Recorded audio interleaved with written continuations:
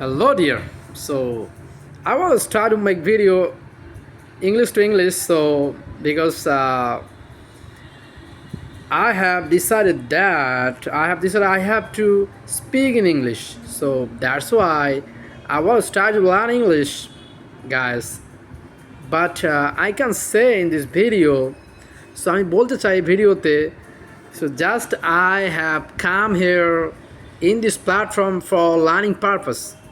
So just আমি এখানে এসেছি আমার ইংরেজি শেখার উদ্দেশ্যে because when I get free time, আমি যখন ফ্রি সময় পাই তখন আমি স্পিকিং ইংরেজি শেখার চেষ্টা করি। I don't know exactly why I can learn English.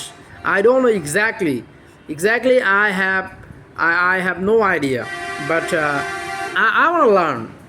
Just I want to learn English because আমি আমার সময়টাকে নষ্ট করতে চাই না, because I have lost many time in my childhood, so that's why I have decided that I have to do something new. So অনেক সময় নষ্ট করেছি, সো আমি নতুন কিছু করতে চাই, সেই সুবাদে আমি জাস্ট স্পোকেন ইংরেজিটা ট্রাই করি every single day, and there is no partner. I have no partner for talking English, so that's why I thought one day what can I say. So তখন আমি চিন্তা করলাম যে আমি কী করতে পারি, সো কীভাবে আমার ইংরেজিটাকে আমি ইমপ্রুভ করতে পারি, বিকজ আমার কোনো পার্টনার নেই, আমি একা একা। সো সেই জায়গা থেকে চিন্তা করলাম যে আমি যখন অনেক watched lots of videos on YouTube, on Facebook.